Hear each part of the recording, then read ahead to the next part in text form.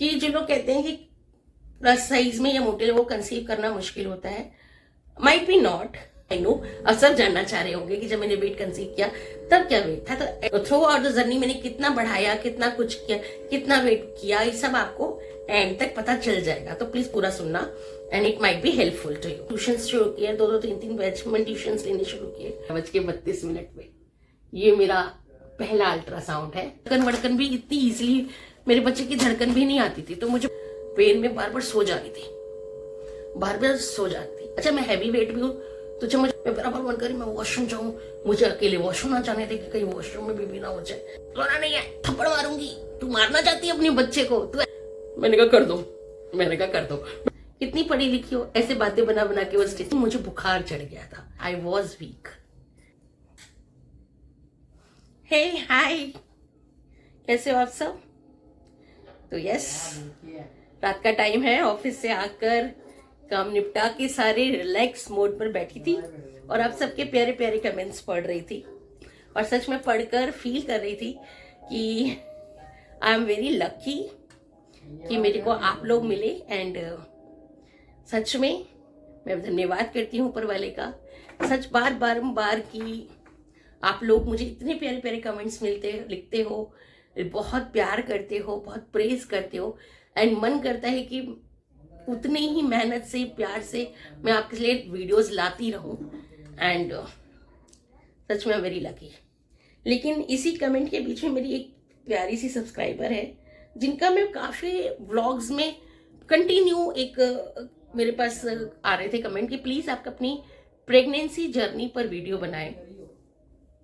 तो बार तो आज उन्होंने लास्टली फाइनली पूछ लिया, प्रिया आप अपनी प्रेगनेंसी वीडियो पर बनाएंगी कि नहीं बनाएंगी वीडियो?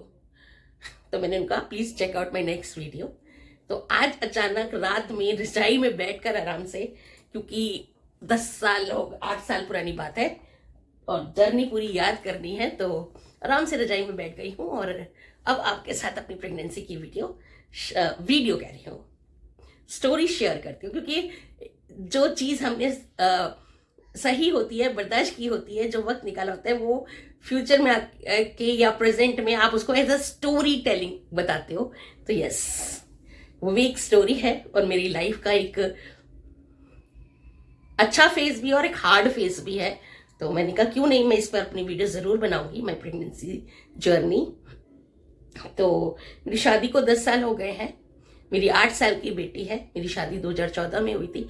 एंड आई नो जो जानना चाहते हैं वो भी इसलिए भी जानना चाहते होंगे क्योंकि शायद प्लस साइज की वजह से जानना चाहते होंगे, मोटे में या ज़्यादा वेट में प्रेगनेंसी कंसीव की होगी या कैसे जैसे मैंने बताया है कि मैं हमेशा से प्लस साइज रही हूँ, तो कैसे मैंने कैसे कंसीव किया, ये शायद वो जानना चाह रहे होंगे। यार it might be helpful for other viewers also जो प्लस साइज है उनके लिए भी।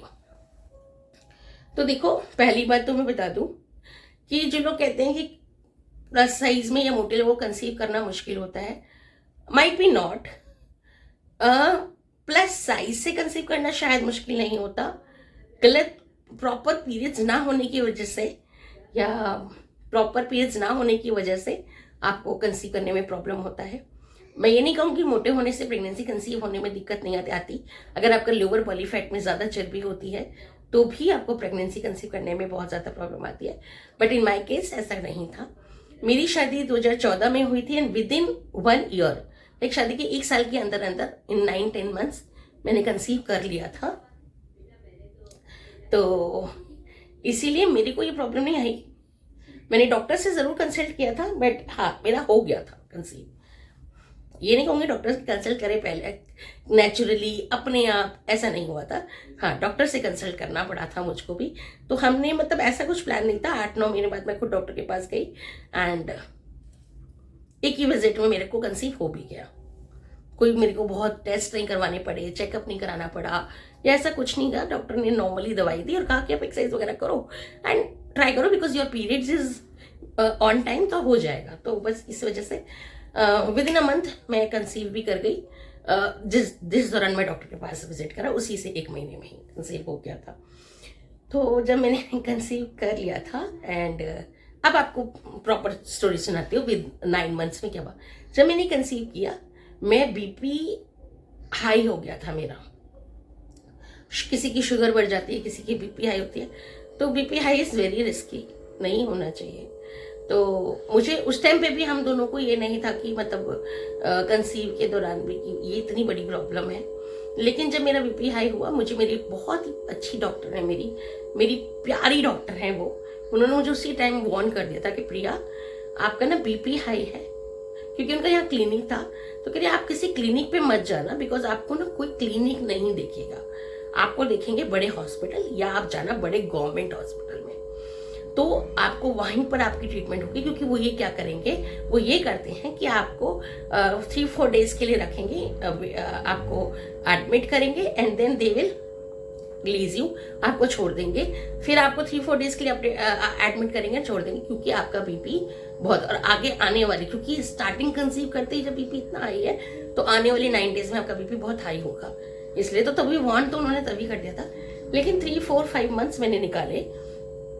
स्टार्टिंग ऑफ प्रेगनेंसी इजी थी, ठीक थी, बट क्योंकि मैंने जॉब छोड़ दी थी, मुझे डॉक्टर ने मना कर दिया था कि आप जॉब मत करना, स्ट्रेस मत लेना एंड बहुत ज्यादा ऊपर नीचे मत करना। बिकॉज जब मैंने वेट कंसीव किया था, at that time my weight was 95 kg। I know अब सब जानना चाह रहे होंगे कि जब मैंने वेट कंसीव किया तब क्या वेट था। तो at that time I was 95 kg जब मैंने कंसीव ही किया था। तो थ्रू आउट द जर्नी मैंने कितना बढ़ाया, कितना कुछ किया, कितना वेट किया, ये सब आपको एंड तक पता चल जाएगा। तो प्लीज पूरा सुनना and it might be helpful to you. तो मैंने पूरा देखा और किया। वेट 2-3 मंथ्स वॉज ओके, अच्छा था, ठीक था।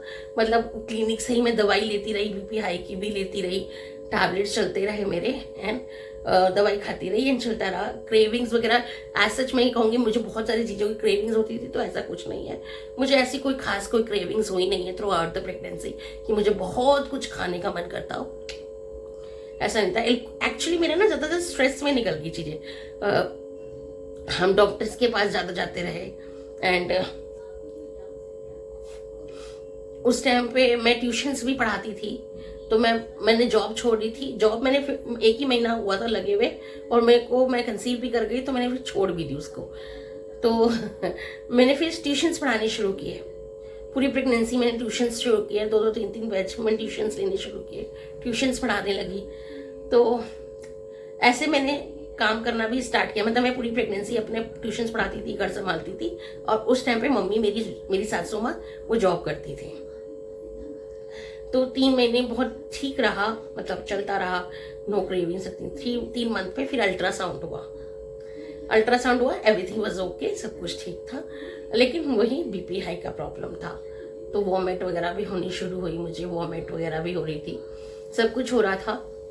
जब 3-4 मंथ्स के बाद, जब होता है ना 5 मंथ्स में फिर से अल्ट्रासाउंड होता है, कलर्ड अल्ट्रासाउंड, वो वाला अल्ट्रासाउंड, बहुत सारे मुझे याद भी नहीं है, दिव्या के अल्ट्रासाउंड सारे अभी भी पड़े हुए हैं मेरे पास, मेरे प्रेगनेंसी के सारे अल्ट्रासाउंड अभी भी रखे हुए हैं, शायद होंगे मेरे पास। 1 मिनट, लकीली मुझे सारे मिल भी गए मेरे ultrasound.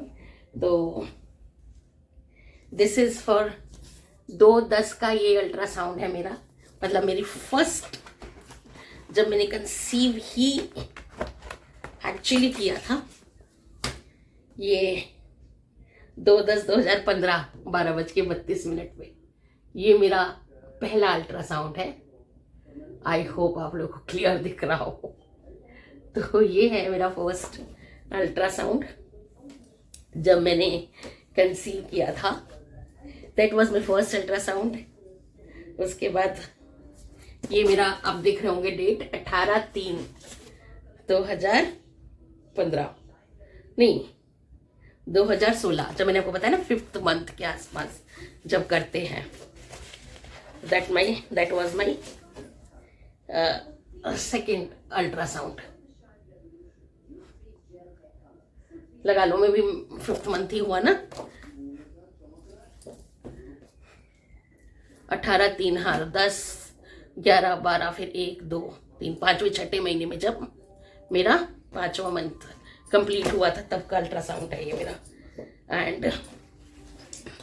And that was my, ये वाला आप देखोगे 30/11, मतलब कि 30/11,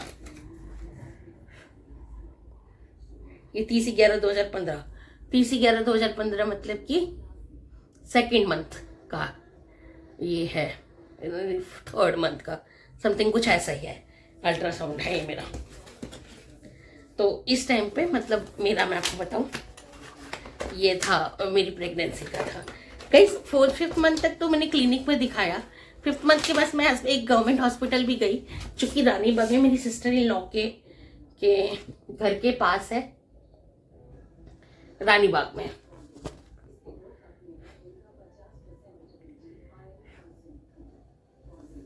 मेरी सिस्टर इन लॉ के घर के पास है। वहां पर मुझे उन्होंने क्लियर कट कर दिया था, क्योंकि मेरा बीपी बहुत हाई रहता था। एंड ना, क्योंकि मैं बहुत प्लस साइज थी ना, तो मुझे बच्चे की धड़कन वड़कन भी इतनी इजीली, मेरे बच्चे की धड़कन भी नहीं आती थी। तो मुझे बाहर से वो मेन वाला टेस्ट, बड़े उस पर मशीन पर जाकर चेक करवाना पड़ता था, जो क्लिनिक में नॉर्मल मशीन होती है ना, जिसमें आप ऐसे स्टेथोस्कोप लगाकर चेक कर लेते हो, वैसी भी नहीं होती थी मेरी जो हार्ट, क्योंकि हैवी था, पेट बड़ा था, तो मोटा पेट था, तो उतनी इजीली बच्चे की धड़कन भी नहीं समझ में आती थी और सुनाई भी नहीं देती थी। तो मुझे, जैसा मैंने बताया कि मेरे को पहले जैसे ही प्रेगनेंसी स्टार्ट हुई थी, तभी मेरी डॉक्टर ने बोल ही दिया था ये बातों की। लेकिन फिर मैंने कहा यार, अच्छा फाइनेंशियली भी उतने अच्छे नहीं थे कि बड़े प्राइवेट हॉस्पिटल में चले जाए। एंड मेरी एक माइंडसेट भी थी कि मुझे ऑपरेशन नहीं कराना, बिल्कुल नहीं कराना। मतलब पहले ही एक माइंड मेकअप था कि ऑपरेशन तो नहीं कराना, मुझे तो मतलब नॉर्मल डिलीवरी चाहिए। लेकिन जो मेरा वेट देखता वो यही कहता कि वो तो था ही कि सिजेरियन होगा। और अगर मैं प्राइवेट हॉस्पिटल जाती तो ये तो पक्का ही था कि सिजेरियन ही हो करते वो लोग। वो तो पहले ही वो मोटा हो पतला हो जैसा भी हो, उनको तो बिल बनाना था, होता है। तो सभी डॉक्टर्स को नहीं बोलूंगी, सभी हॉस्पिटल को नहीं, लेकिन मोस्टली जो मैंने सुना है वो यही होता है। एक होता है ना कि आपका माइंडसेट होता है यार हॉस्पिटल वाले यही करेंगे, प्राइवेट वाले। तो मेरा तो माइंड मेकअप था कि मुझे तो नॉर्मल डिलीवरी ही चाहिए, चाहे कुछ भी हो जाए। मेरी 100% कोशिश नॉर्मल डिलीवरी के लिए रहेगी।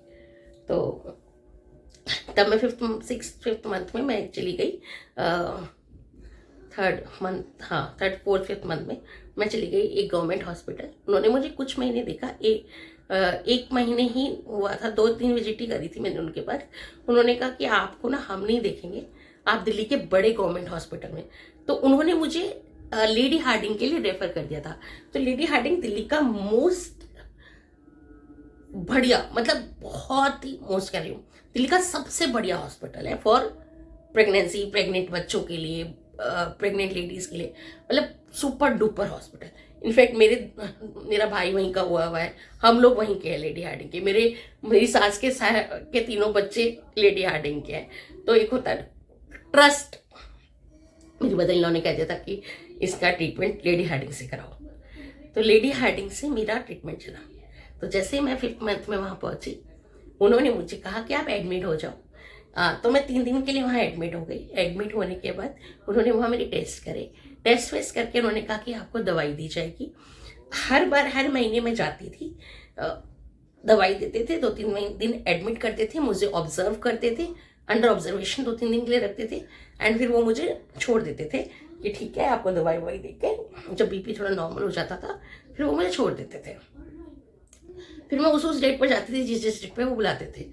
तो इस तरह से चल, लेकिन उन दौरान मेरी बहुत हाई mg की बीपी की गोली चल रही थी। तो मैंने आपको कहा कि मेरी प्रेगनेंसी आसान नहीं थी, बहुत ऑब्जर्वेशन में रही। लेकिन मैं स्ट्रॉन्ग माइंड थी, हमेशा से मेरा एक स्ट्रॉन्ग हेड था कि अपने आप को स्ट्रॉन्ग रखना है, मुझे डल नहीं पड़ने देना, बस। तो मैं थ्रू आउट द जर्नी मैंने पूरी प्रेगनेंसी ट्यूशन्स पढ़ाए हैं, जम के 2-3 बैच पढ़ाए हैं, ट्यूशन्स पढ़ाए। उसके बाद लेकिन जब एंड का टाइम आया, जब मेरे 6 मंथ्स कंप्लीट हो गए, 7वें महीने में मुझे हॉस्पिटल में 2 महीने के लिए एडमिट कर लिया गया।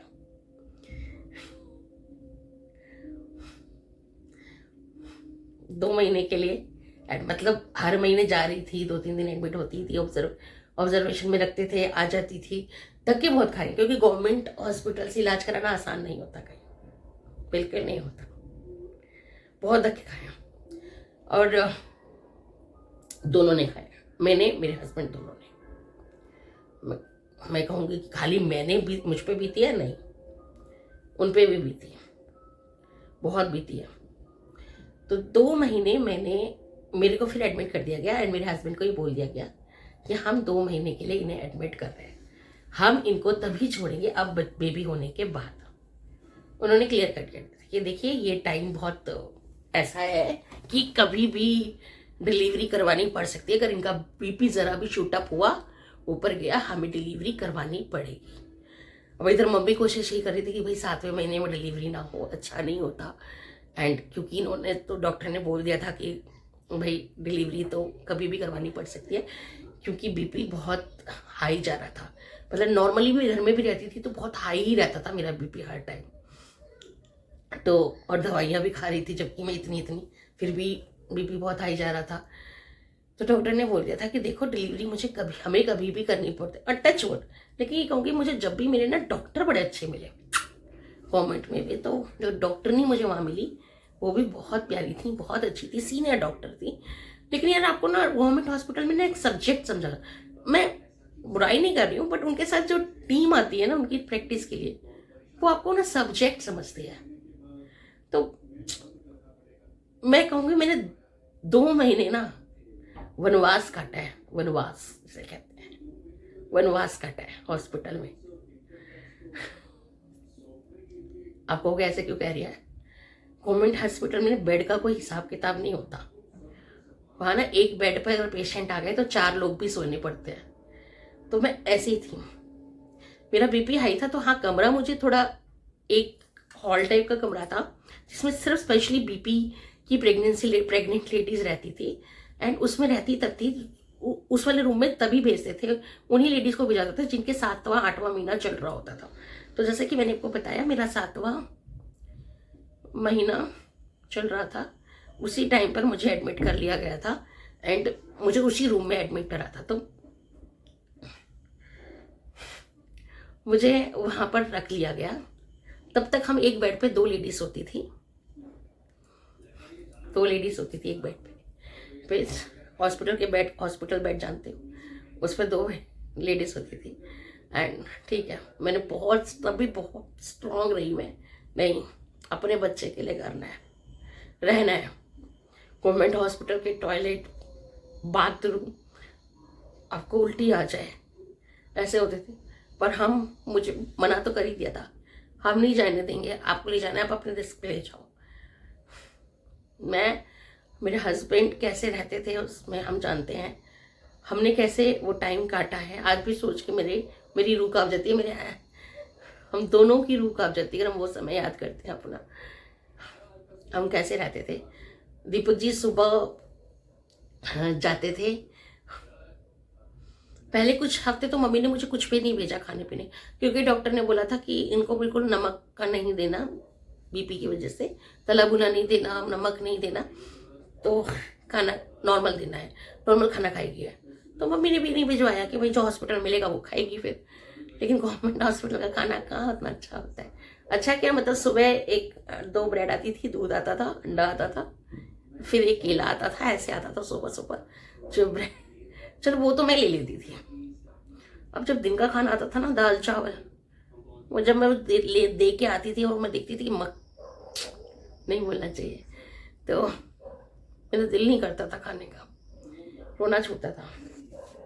तो एक हफ्ते बाद फिर बात हुई तो कहा कि भाई घर से ही कम नमक का खाना बना के भेजो। तो मेरे हस्बैंड सुबह मुझे खाना देते हुए जाते थे, फिर वो ऑफिस जाते थे, फिर वो हॉस्पिटल आते थे शाम को मेरे पास, फिर 8-9 बजे तक मेरे पास रुकते थे। वो डिनर, मतलब ऐसा खाना ऐसा आ जाता था कि डिनर तक चल जाता था, डिनर नहीं भी आता था क्योंकि सुबह ही आता था खाना, रात को नहीं आता था। कई बार हस्बैंड मेरे लिए बाहर से कुछ ला देते थे, तुम ये खा लो, ये मन नहीं करता था हॉस्पिटल का खाना खाने का, बिल्कुल गंदा खाना आता था, नहीं खा सकते थे हॉस्पिटल का खाना। कोई प्राइवेट हॉस्पिटल नहीं था ना, गवर्नमेंट हॉस्पिटल था। तो मैंने ये नहीं कहूँगी मेरी तपस्या हुई है, उस आदमी ने भी पूरी तपस्या करी है मेरे लिए, पूरी अपनी ज़िंदगी उसने भी लगाई है बच्चे के लिए। कई बार हॉस्पिटल में ही सो जाते थे वो मेरे पास ही। मैं मना कर देती थी आज मत जाना, तो वो हॉस्पिटल ही में सोते थे। फिर हॉस्पिटल से नहा धो के चले जाते थे ऑफिस। कितनी कितनी रातें मैं जगती थी। स्टार्टिंग के 7वें 8वें महीने में मेरी दवाइयाँ भी बहुत हाई कर दी थी, लाइक 500 mg की गोलियाँ मैं खा रही थी, बहुत हेवी डोजेज ले रही थी। डॉक्टर नर्स आती थी रात को 8 बजे, रात को 2-2 बजे भी दवाई दे के जाती थी मुझे। मैं कंटिन्यू मॉनिटरिंग हो रही थी मेरी वहाँ पर, कंटिन्यू मेरी रोज सुबह शाम दोपहर में 3 टाइम मेरी बीपी की मॉनिटरिंग चल रही थी। बच्चे की धड़कन 3 टाइम सुनने आते थे, वो भी बड़ी वाली मशीन लेके आते थे राउंड पे लेके, कि अगर ऐसे नहीं तो ऐसे सुनेंगे। मेरी कंटिन्यू टेस्ट चल रहे थे। और हॉस्पिटल में ना, प्राइवेट हॉस्पिटल नहीं होता कि यहाँ पर स्ट्रेचर पे बैठा के बोलते थे जाओ। गवर्नमेंट हॉस्पिटल डॉक्टर बोलता उठो, क्या हुआ है, कुछ नहीं हुआ, खड़ी हो, चलो जाओ ये टेस्ट करवा के। अब किसको बोलती, मेरे साथ कोई हॉस्पिटल में रुकता तो था नहीं, दीपू जी सुबह मिल के चले जाते थे। अब मैं सारे टेस्ट हॉलीडे हेडिंग सब जो दिल्ली के हैं जिन्होंने देखा है, मतलब अंदर अंदर बहुत बड़ा है लेडी हेडिंग, ये लैब टेस्ट में यहाँ हो रहा है। लेकिन ये होता था कि मैं स्ट्रॉन्ग माइंडेड थी गाइस। मैं हर जगह जहाँ जाई ना, मैंने अपनी दुनिया खोज ली थी। वहाँ पे मेरे को 2-3 औरतें मिल गई जो सब प्रेग्नेंट ही थी, तो मैं उनके साथ ही चली जाती थी। हम लोग धीरे धीरे जाती थी, जैसे उसको फलाने को ये टेस्ट बोल दिया, मुझे ये टेस्ट बोल दिया, जाओ करवा के आओ। तो हम जाते थे करवाने। तो दीपक जी को शाम को आ रहे हैं तो मैं बोल देती थी कि फलानी जगह से मेरी रिपोर्ट कलेक्ट कर लेना, कर ली तो ठीक, नहीं तो मैं खुद करके कराती थी उसी कंडीशन में। लास्ट की प्रेगनेंसी में 7वें 8वें महीने में, जब मन भी नहीं करता किसी का कुछ करने का, मैं जाती थी कलेक्ट करके लाती थी, टेस्ट करवाती थी। हम दोनों जाते थे। कभी दीपक जी को बोलते थे कि अल्ट्रासाउंड करवा के लाओ इनका, चाहो इन्हें अल्ट्रासाउंड करवा के लाओ। तो फिर हम अल्ट्रासाउंड करवा जाते थे, बिल कटवाना, पर्ची बनवाना, जाके लाइन में लगना, करवाना, ये सारे काम करते थे। 7-8 महीने हमने ऐसे ही मतलब अपने काटे हैं। तो एट लास्ट टाइम आया 34 या 36 वीक्स में मेरी को डिलीवरी के लिए बोला। हाँ, जो भी बात थी कि इसका कभी भी करना पड़ सकता है, तो हमने इतना दिमाग लगा लिया था कि हम 7वें महीने में नहीं करना। बहुत स्ट्रांग रही मैं, एंड 7 मंथ में भी नहीं हुई, 8 मंथ में, पूरे 36 वीक्स में जाके मेरी डिलीवरी हुई। 36 वीक्स में ऐसा नहीं कि मुझे नेचुरली कोई पेन आया था, नहीं, मुझे नेचुरली कोई पेन नहीं आया था, मुझे पेन दिए गए थे, but normal, thanks to my doctor. मेरे डॉक्टर ने कहा था, मेरे घर वालों को ये बताया था 36 वीक में कि हम इनकी डिलीवरी करेंगे कल, जैसे आज बता दिया गया कि कल हम इनकी डिलीवरी करेंगे। तो जब मेरी डिलीवरी के लिए बोल दिया गया तो मेरे पेरेंट्स, मेरी मदर, मेरी ससुराल साइड फैमिली आ गई थी सारी, मेरी ससुराल साइड की सारी फैमिली आ गई थी। उनको ये बोल दिया गया था कि देखिए, अगर इनका बीपी शूट अप हुआ बहुत ज़्यादा, ड्यूरिंग पेन की वजह से बीपी एकदम से बढ़ गया या कुछ भी हुआ, तब एट दैट मोमेंट इनकी डिलीवरी मतलब सिजेरियन करना पड़ेगा। अदरवाइज हमारी पूरी कोशिश है कि इनकी नॉर्मल डिलीवरी कराएं। तो जैसे कि अब ठीक है, तो जैसे कि एक प्रिकॉशंस ले लेते हैं डॉक्टर, तो मेरे जो सिजेरियन वाले जो टेस्ट होते हैं, सिजेरियन के लिए जो चीज़ कमर में वो सब कुछ लगता है ना, और टेस्ट होते हैं, वो सब कुछ हुआ था मेरा। वो भी मैं 1 दिन पहले करवा के आई थी सब कुछ अपना, तब तक भी मेरे पास कोई नहीं आया था।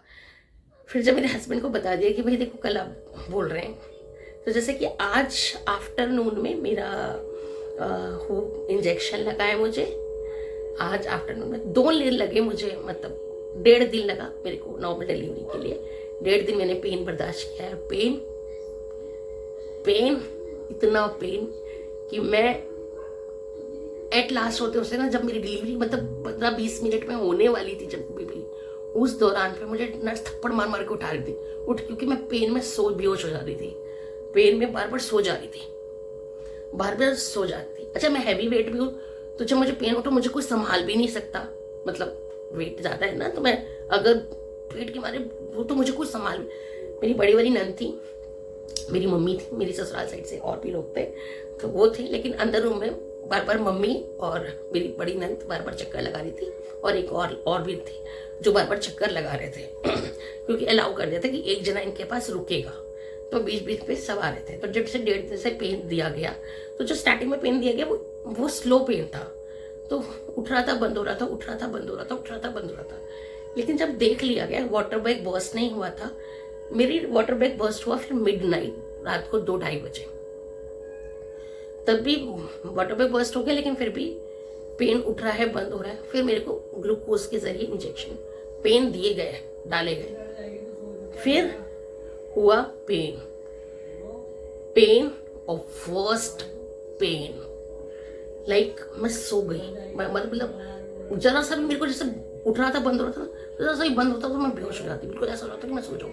सो गई, मुझे थप्पड़ मार में उठाया जाए, मेरा पेन इतना, मैं उठूँ बेड से उतर उतर के, मैं बार बार बैठूँ, जैसे हम पॉटी वाली स्टाइल में बैठते हैं ना, मैं बराबर मन करी मैं वॉशरूम जाऊँ, मुझे अकेले वॉशरूम ना जाने दे कि कहीं वॉशरूम में भी ना हो जाए, कुछ हो जाए, ऐसा कोई दिक्कत ना आ जाए।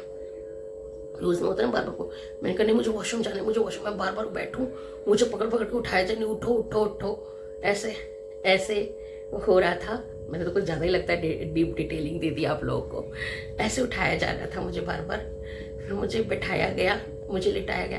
एंड में पहले गवर्नमेंट एक डॉक्टर आए, एक मेल डॉक्टर आए, आई मीन वो प्रैक्टिस वही होंगे शायद, तो वो मुझे देख रहे पेन में, फिर मुझे उस वाले पे जहाँ पर आपके 2 पैर ऐसे करके उस पे डाल देते हैं ना, उस पे लेटा दिया गया कि आप विदिन कुछ मिनटों में हो जाएगी। अब वो आए, मैं पेन करूं, प्रेशर दो, जोर लगाओ। गवर्नमेंट हॉस्पिटल की डॉक्टर और नर्स जो आया आंटी होती हैं, वो उठ, सोना नहीं है, थप्पड़ मारूंगी, तू मारना चाहती है अपने बच्चे को, तू ऐसा करना चाहती है, ये है वो है। मैंने कहा नहीं मैं मतलब उठ उठ, और मैं अपने होश में ना हूँ। मम्मी बार बार प्रिया प्रिया बेटा उठ, बेटा उठ, ये सब रहा। फिर एक मेल डॉक्टर आए, वो देख के चुपचाप कॉर्नर में खड़े हो गए, वो देख रहे हैं, जो लगाओ जो लगाओ। फिर आई मेरी डॉक्टर, भाई साहब मेरी डॉक्टर और साथ में 2-3 डॉक्टर और, उन्होंने डांट लगाई इंटर्न की, उनको वहां से भगाया, और फिर आई डॉक्टर, प्रिया मारना है अपने बच्चे को, ये करना है, उठाओ इसे, सिजेरियन करो इसका, नहीं करेगी नॉर्मल डिलीवरी। मैंने कहा कर दो, मैं लिटरली डॉक्टर को बोला, मैंने कर दो मेरा सिजेरियन कर दो, मुझे नहीं चाहिए, मुझे नॉर्मल डिलीवरी नहीं चाहिए, जब मैं पेट में थी मैं नहीं चाहिए, कर दो, मारूंगी तेरे को, ये है वो है, जोर लगा। फिर एक डॉक्टर चढ़ी मेरे पेट पे, एक डॉक्टर बैठी पैरों के पास, और पेट पे लगाया जोर, और ऐसे मतलब मुझे भी पूरा होश में थप्पड़ मार के जो लगा। फिर एंड में मैंने फिर जो जोर लगाया जोर एक ही बार, भाई साहब, फिर जाकर दिव्या हुई but normal, thanks to my doctor. आज भी मैं उनका शुक्रिया अदा करती हूँ कि इतने वेट पर भी थ्रू आउट द जर्नी मेरा वेट बढ़ता बहुत चला गया गाइस, बहुत बढ़ा है, क्योंकि मैंने एंटीबायोटिक्स एंड दवाइयाँ बहुत खाई थी, खाना भी भरपूर खाया था, and through out the pregnancy I was 130 kg। Yes, मतलब मैंने तो कुछ जरूरत से ज्यादा ही वेट गेन करा है अपनी प्रेगनेंसी में। तो जैसा कि बताया, मैं बहुत ज़्यादा हाई बीपी मेडिसिन पे भी थी, दवाइयों पे भी थी, खाना भी खूब खाया और ध्यान नहीं रखा अपना, और मुझे लगता है लेकिन इतना नहीं बढ़ना चाहिए था, लेकिन हाँ बढ़ा, 130 तक वेट पहुंच गया था। तो जब डिलीवरी हुई 128 के आसपास थी मैं, हाँ इतनी तो होगी, इतनी थी, इतना पहुंच गया था। But thanks to my doctor, उन्होंने मेरे को नई जिंदगी दी। एंड उसके बाद भी सर, जब हो गया, होने के बाद उन्होंने क्या किया, उठ, क्योंकि पेन तो फिर बंद हो गया, मेरा बच्चा, मैं पता कैसे बोले थे, मेरा बच्चा हो गया, मेरा बच्चा हो गया। मैं इस तरीके से कर रही थी उनके साथ। हाँ हो गया, लेकिन डॉक्टर जब वो स्टिच कर रहे होते हैं, तो तू क्या चाहती थी, लड़की चाहती थी, अच्छा कितनी पढ़ी लिखी हो, ऐसे बातें बना बना के वो स्टिचिंग लगा रहे होते हैं कि दर्द ना हो। और स्टिचिंग लगा दी। फिर कहते हैं गॉड ब्लेस यू पे प्यार से मेरे सर पे हाथ फेर के गई और फिर मम्मी को बेबी दी। मेरी बेबी ये बिल्कुल गोंद की तरह चिपकी हुई, बिकॉज मैंने अपनी थ्रू आउट द प्रेगनेंसी मीठा बहुत खाया, मीठा टॉफी बहुत खाई, मुझे बहुत शौक है टॉफी खाने, पता नहीं क्यों मेरे को, मतलब ऐसा मेरी कोई चाव नहीं थी, कोई क्रेविंग नहीं थी, मैं टॉफी बहुत खाई है। मतलब मैं ऐसे 10-10 रुपए की ना टॉफियाँ मंगा के अपने बैग में रखती थी, पूरी प्रेगनेंसी टॉफियाँ बहुत खाती थी, बहुत, और वो भी ऐसी टॉफियों में चिपकी हुई निकली थी पूरी। फिर मतलब मैं कहती हूँ दोपहर नेक्स्ट डे से शाम के 7 बजे दिव्या हुई थी, दोपहर मतलब आज दोपहर में, कल शाम को 7 बजे। सब कुछ बर्दाश्त किया, पर वो 2 महीने जो मैंने बर्दाश्त किए, वो जो थ्रू आउट वो वर्थ इट था, क्योंकि वो मैंने बर्दाश्त किया था और नेचुरली हुआ। एंड तुरंत डॉक्टर कहती उठो, क्या हुआ है नर्स साहब, क्या हुआ है, कुछ हुआ है, कुछ नहीं हुआ, उठो। और I was shivering, literally I was shivering. पर फिर मैंने खुद उठ के अपने कपड़े पहने, क्योंकि नॉर्मल डिलीवरी की बात ही यही है यार कि आप 5 मिनट में खड़े हो जाते हो, 10 मिनट में, आपको वीकनेस होती है बट आप खड़े हो जाते हो, you can do your work, आप अपने कपड़े पहन सकते हो आराम से, अपनी बेबी पकड़ सकते हो, वीकनेस है but you can do your own work, मतलब आप अपना काम बहुत अच्छे से कर सकते हो, तो वो वाली प्रॉब्लम आपको नहीं होती। फिर मैंने कपड़े पहने, फिर मैंने अपनी बेबी को लिया, मुझे पता but I wash that night, मैंने अपनी बच्ची को नहीं ले पाई थी, उस रात नहीं ले पाई थी, दूध पिलाया था बट मैं ले नहीं पाई पूरी तरीके से, क्यों, आई वॉज शिवरिंग, मुझे बुखार चढ़ गया था, मेरे को बहुत तेज बुखार है। उस दिन गवर्नमेंट हॉस्पिटल में पानी नहीं, बाथरूम में कहीं पानी नहीं दिख रहा, एंड में डॉक्टर बोलती है मुझे मतलब इंजेक्शन के थ्रू दवाई दी गई बुखार उतरने की, और डॉक्टर ने कहा कि इसका बुखार नहीं उतर, इसको पट्टी करते रहो, इसको मतलब बुखार ना चढ़ जाए सर पे। मेरे को इतनी तेज बुखार चढ़ गया था, तुरंत डिलीवरी के तुरंत बाद मुझे काफ़ी तेज बुखार, क्योंकि सब चले गए थे फिर उसके थोड़ी देर बाद, लेकिन मेरी सासू माँ ने फिर मेरी पट्टी करी थी, उनको अच्छे से याद है, 1 घंटा उन्होंने मेरा बुखार इंजेक्शन से और पट्टी करने से उतर गया था, वो ठंडे पानी की उन्होंने पट्टी करती रहे थे मुझे, तो हाँ तब पट्टी की थी उन्होंने मेरी। एंड उसके अगले दिन जब मुझे होश आया, मैंने बेबी लिया, मैंने दूध पिलाया, फिर उसके 10 दिन बाद 15-20 दिन बाद मेरी छुट्टी हुई, क्योंकि दिव्या 1-2 दिन में ही कलावती एडमिट हो गई, वो कांच के उसमें, क्योंकि उसको निमोनिया हो गया था। निमोनिया हो गया है तो क्या हो जाता है बच्चों को, कुछ निमोनिया ही हो जाता है ना, लग जाता है, धूप नहीं मिलता, पीलिया टाइप हो जाता है, हाँ तो वो हो गया था, तो 7-8 दिन वो वहाँ रही, फिर 10 दिन डॉक्टर ने ऑब्जर्वेशन में रख लिया बच्चे के लिए मुझे, एंड थ्रू आउट द दिन मुझे पीरियड्स भी चल रहे थे, तो दिव्या के बाद भी जो 6 दिन की छठी होती है वो हो ही नहीं पाई थी, क्योंकि दिव्या हॉस्पिटल में ही थी। मैं कह रही हूँ ना, उसके बाद भी मैं 15 दिन और रही थी, एडमिट रही थी हॉस्पिटल में, क्योंकि मुझे इन सब में टाइम लग गया था। 15वें दिन मैंने हाथ जोड़ के मांगी थी, मैंने और मेरे बिया बीबी ने, रो गए थे, हम दोनों रो गए थे लिटरली। मैं आपको दीपक जी से पूछवाऊंगी, वो भी रो पड़े थे, मैं दीपक जी आज छुट्टी होनी चाहिए, उससे नहीं हो रहा, नहीं हो रहा था यार, गवर्नमेंट हॉस्पिटल में सर्वाइव करना आसान नहीं था, तो हमने हाथ जोड़े, तो फिर मैम ने हमें छुट्टी दे दी थी, हमने छुट्टी मांगी थी, हमें छुट्टी दे दो भाई, कभी दिव्या को कुछ, कभी मेरे अंदर कुछ, कभी कुछ, ऐसे करते करते दिन बीतते जा रहे थे हमारे। फिर घर आ गए, फिर 21 दिन पे पूजा पाठ, बट ये था कि उस दिन से 11 दिन में मैं कमजोरी देखूं या बच्चा देखूं, मैं इतनी कमजोर थी, फिर भी उस 10-11 में कभी मैं नर्सिंग जा रही हूँ बच्चे को देखने, फिर मैं अपने बेड पे आ रही हूँ, फिर मैं अपना टेस्ट करवाने जा रही हूँ, उसके बाद भी बार बार डॉक्टर आके वो स्टिचेस भी चेक करती है ना कुछ दिन तक, तो बार बार डॉक्टर आके मेरी स्टिचेस भी चेक कर रही थी, तो ये सब चल रहा था। This my pregnancy story guys, ये थी मेरी प्रेगनेंसी की स्टोरी।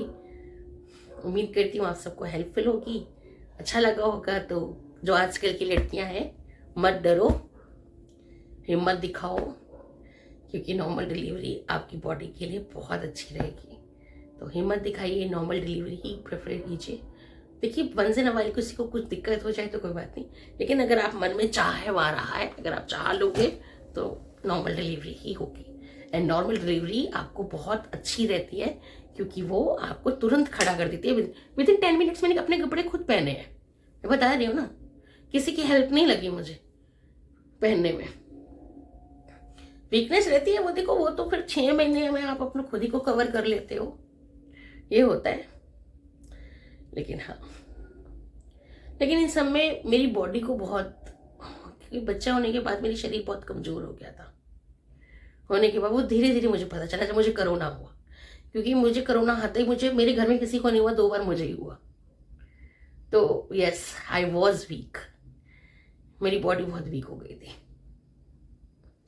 तो yes, that's my pregnancy story guys, hope it will help you and आपको कुछ सीखने के लिए मिला होगा, कुछ अच्छा लगा होगा। कैसा लगा प्लीज आप अपनी जर्नी भी शेयर कीजिएगा। That's it guys, love you all, bye bye. Please share with your family and friends this video, शायद उनके किसी हेल्पफुल हो ये वीडियो। फिर मिलेंगे नेक्स्ट वीडियो में, बाय बाय।